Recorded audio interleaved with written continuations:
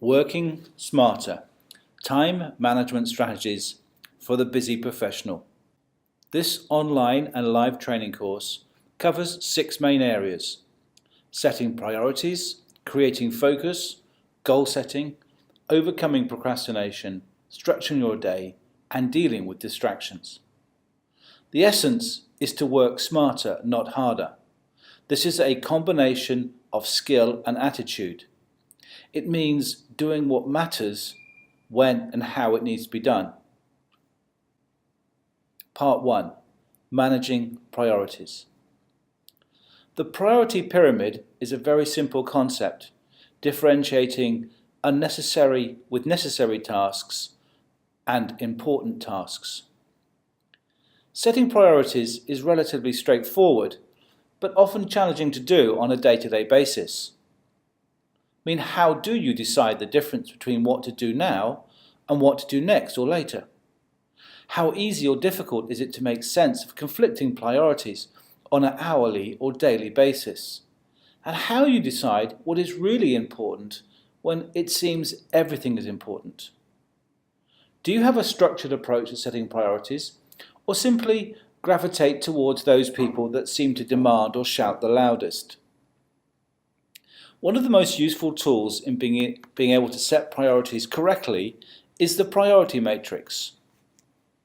This simply looks at any task, any project, any email, everything you need to accomplish in one of 2 criteria. The first is how important it is, and the second is how urgent. We'll examine both these terms in just a moment. Once you have decided this, you can categorize every activity into one of 4 priorities. 1, 2, 3, 4, A, B, C, D, as you wish. These equate to being not urgent but important, important and urgent, urgent but not relatively important, and neither urgent or important. The time management or priority matrix shows you how you can divide up all your workplace tasks according to 2 criteria: how important they are, the vertical axis, and how urgent they are, the other or horizontal axis. As a result of these 2 criteria, the model creates 4 squares. I will call these quadrants. These quadrants will allow you to guide your way through your day, week, month, and year.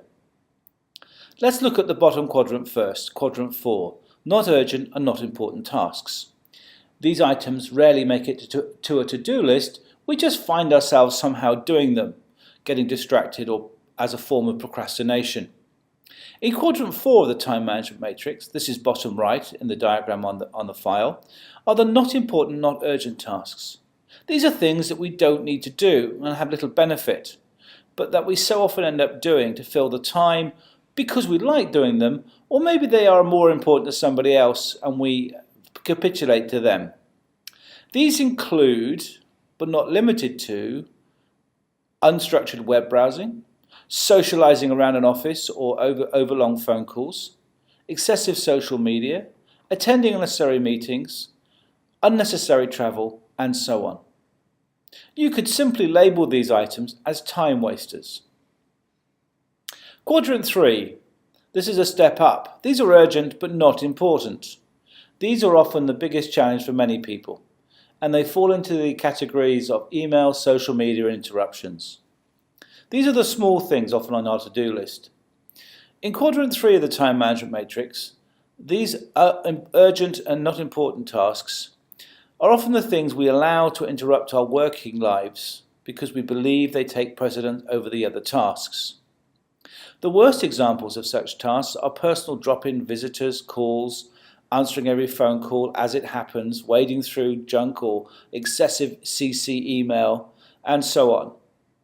Whilst they may have some value, you could consider them as distractions from your main priorities and important tasks.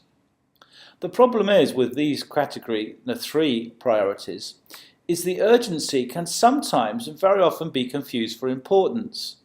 When somebody demands that it must be done straight away or as soon as possible, this sense of urgency is often confused with a sense of importance. It is really important that you understand the distinction that because something is urgent doesn't make it important to you or indeed important at all. as you'll see when we discuss these criteria and definitions. Moving up to the top of the grid now, quadrant 1 are urgent and important tasks.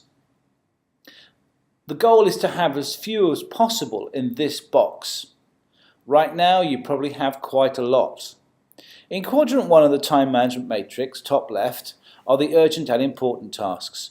These are things that we have to do because of our responsibility and because of their urgency need immediate attention. They are usually emergencies, crises and pressing deadline-driven problems. They may be the result of our procrastination or inability to face up to doing them at the right time. You can think of these things as firefighting tasks.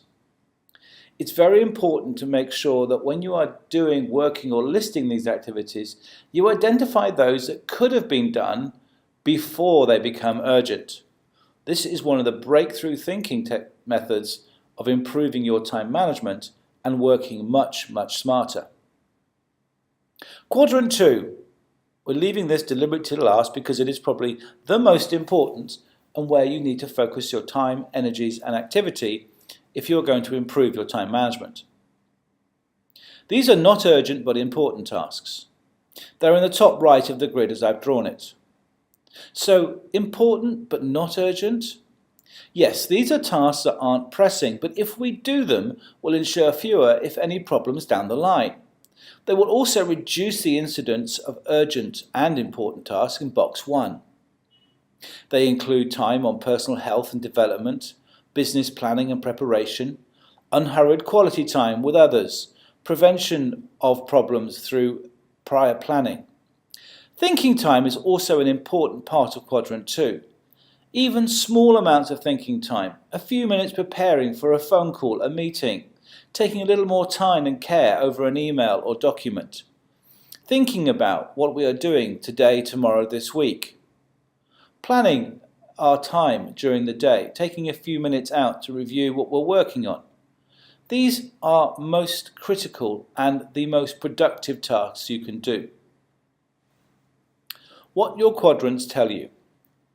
When you've added up all the time you spend in a typical week on each of these 4 quadrants, this is the action you should take to improve your time management. If you spend any significant time on quadrant 4 tasks, not urgent and not important, stop doing them. If you can't, take a long hard look at why you are spending time on them.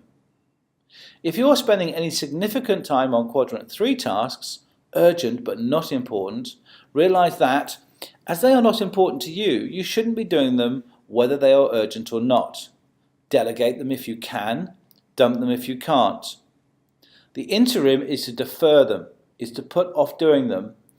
Either the person will do them themselves, find some other hapless fool to do them for them, or they will just vaporize into the ether as they do not need to be done at all. 3. If you are spending any significant time on quadrant 1 tasks, urgent and important, let's say more than a third of your time, possibly half, work out why you didn't do them earlier. Or rather, why the person who asked you to do them or passed you the task could not have given them to you earlier. Get to the root cause of what stops you doing them before they become urgent. And finally, 4.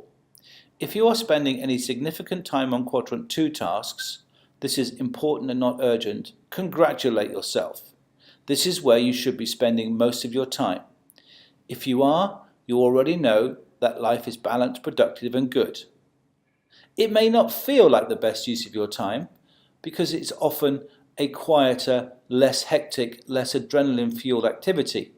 But quadrant 2, trust me, is a way forward in effectiveness and efficiency.